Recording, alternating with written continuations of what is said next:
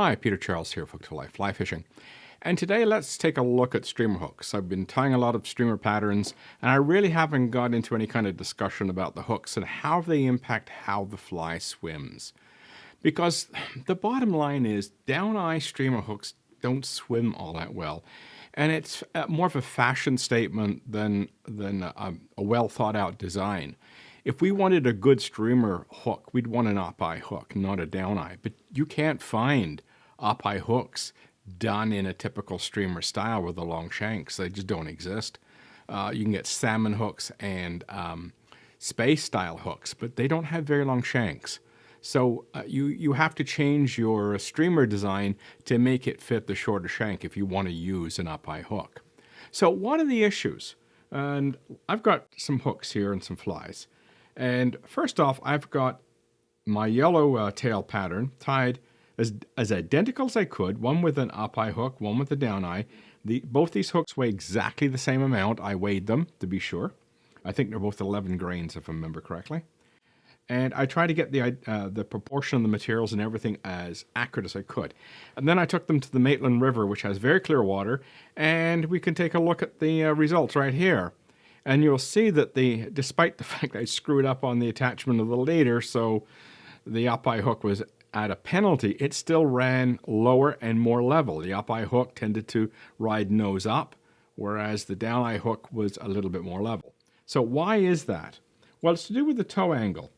The toe angle on a streamer hook is like that. If you suspend a streamer hook straight down from mono, it will hang with the shank dead parallel. If you do this with an up-eye hook, it hangs in this fashion. So otherwise, the hook, in effect, goes nose down. So if you were just holding this straight down from mono, you would see that the up-eye hook would ride at an angle, and it's a nose-down angle. So that's the reason why an up-eye hook is a better choice. But if we're stuck using down-eye hooks, what else can we do to try to get away from this problem with our flies hanging butt down, the wings up like that, and it's just going through the water with the wings stuck up in the air and the butt end of the hook just dragging? Now, what are our options? Well, I want to look at 3 hooks that I have here. This is a 7 extra long size 2. This is a 3 extra long size 2. That is a 5 extra long size 4. Now, this long shank, it's a heavy gauge wire. And because it's a heavy gauge wire and a long shank, the bulk of the weight, which is in the gape here, is way back at the end of the fly. So the further back you put the weight, the more it will sag in the current, the more the hook will droop. So the longer the shank, the worse this problem gets. So how can we mitigate that and still get a long shank? Well, so let's take a look at these two. This is the size 2 and this is a size 4. 3 extra long, 5 extra long. You'll notice the 2 extra long is heavier gauge wire. Problem number 1, it's a heavier hook. And you've got the big gape at the back, and you've got lots of weight in that big gape. Heavy gauge wire and a lot more wire. Same shank length in the size 4, 5 extra long, smaller wire, smaller gauge wire, and we have a smaller gape. So there's less weight back there. So if I tied 2 flies identically on these 2 hooks, the weight of the size 2 would get it down. That'll work in our favor, but it will ride with the nose up. Whereas if I go with the size 4, yes, the nose will be up, but it won't be as bad. You'll get a better profile. So it looks better in the water when you tie it on the lighter hook. And I would prefer to tie on a lighter hook and use polylead or something to get additional depth than to trying to rely just on the weight of the hook. In fact, I use a lot of intermediate lines for streamer fishing. So for me, getting down, as long as the fly sinks reasonably well, I've got to rely on the combination of the fly, fluorocarbon leader, and my intermediate line to sink.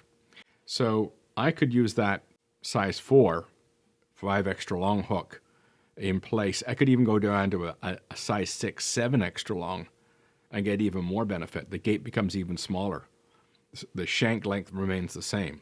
So I could be using this if I don't have one handy, but if I could have same shank length, 7 extra long, size 6, smaller gape.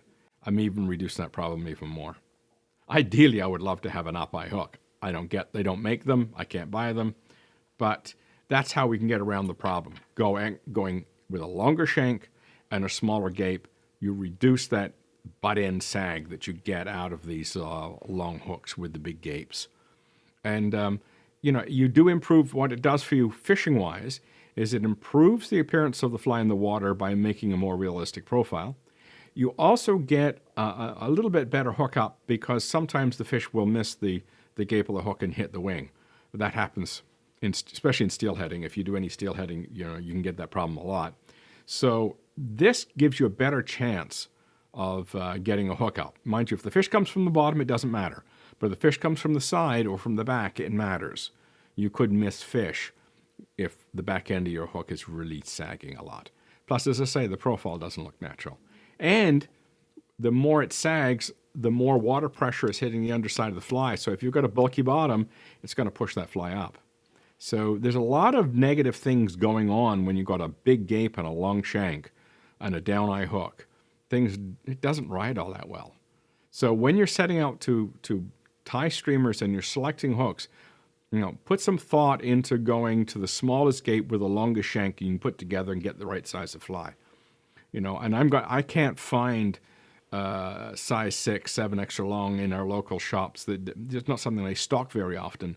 Not too many people ask for it. So I suppose I'm going to end up having to special order a whole whack of them. But ideally, if I was going to tie these flies, that's the kind of hook I'd probably be wanting to use to get the best ride. So give that some thought when you're setting out to tie flies on down eye hooks, that you try to minimize the size of the gape and minimize the gauge of the wire. You'll get a better swim out of it. And then if you need to get down, they will sink. They're just not going to sink as fast as a heavy gauge. But just fluorocarbon leader, intermediate line, or a poly leader or something, whatever. Get the fly down, allow your line to help, in other words. And you'll get good depth out of them, and they'll swim better. And the other benefit of the lighter wire hook, of course, is you tend to get more movement because there's not as much inertia in the fly. So some things to think about when you're putting together your streamer hooks and your streamer flies, I should say. And as I say, if you ever got a chance to put these in a test tank, a fly like this, which is 7 extra long shank, you put that in a test tank, I think you'll be surprised how much it rides butt down. So, it's something to look at. Anyway, there's some thoughts about streamer hooks. Cheers.